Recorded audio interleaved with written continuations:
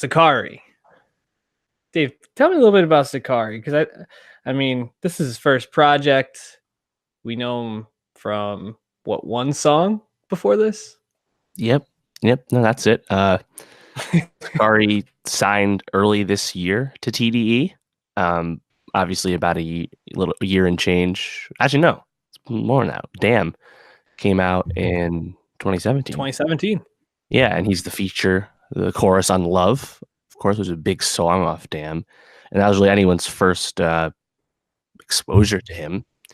And I guess it makes sense that he stayed in house with TDE, but I was never anticipating his debut record or anything. This new EP, which is a quick 20 minutes or so, but you know, I mean, my takeaway like going in was like, I think like the TDE cosign, like signing of artists, kind of has like lost its luster, at least in my opinion. I Mm-hmm. think like originally it was J Rock, Kendrick, Soul, and Q, and like that was the group, and they announced the first two new ones, 2013, Isaiah Rashad and SZA, and like neither of those like hit off right away, but quickly became really big, especially SZA.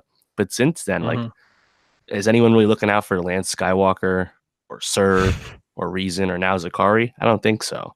Um, so I don't think that it's a the co-signer once was, but nevertheless, we still listen to it because he was signed. I think that's probably still the reason we checked out this tape, but or EP. But I wasn't too keen on it. I thought it was just kind of dull, honestly. What was your take on it? Yeah, I didn't find it super interesting. I thought there were a couple songs that stood out. Don't Trip, I thought was probably my favorite. Um, and then 10 out of 10, like the drums in that really just like brought me in, but it sounded very samey to me.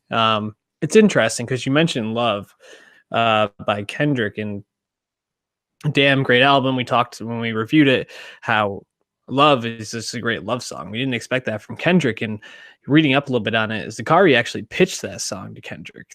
It was a song called Lovely. Kendrick reworked it a little bit, but that was Zacari's brainchild initially, which is it's pretty impressive that he brings this song to Kendrick that then gets put on the album, and it's a very good song. But there wasn't anything that level on this, and I think when I was trying to think, who do I compare Zacari to?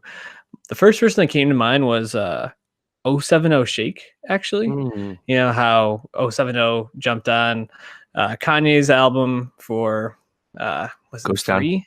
Yeah, Ghost Town, thank you. And kind of stole the show, and people walked away like, wow, that, 070 Shake sounded great on that. But 070 Shake has such an interesting voice, and I think Zacari for a lot of R&B artists just kind of blends into the crowd, and there's not anything about him specifically at this moment, especially from this project Run Wild Run Free, that makes him stand out in any way. Yeah, as I see a lot of people describe the voice like, oh yeah, Zacari, these great pipes. And I'm like, no, it's a good voice, but again, like I think if the music is not that lively for this kind of R&B, you're just gonna lose people. And like I thought Midas Touch, which I think was the lead single, I thought that song was fine. And I didn't think anything was super offensive, but I just don't know if it stands out as much, which again is disappointing because as you said, he definitely stood out with his first impression on Damn. Um, Mm-hmm. and the fact that it's been this long, almost 2 years for that debut project to come out, I don't know, it's kind of questionable to me as well. Like, I mean, I didn't think he was on tour with Kendrick for a lot of this time, so, but still, you would think that they've been rushing to get this EP out. I don't know. I'm curious to see what's next. Obviously, again, with more music, it's tough to know how many of these songs are brand new. A lot of this could be old or rework things the Yeah. way Love was reworked. So, I don't want to judge it too harshly, but I was certainly underwhelmed.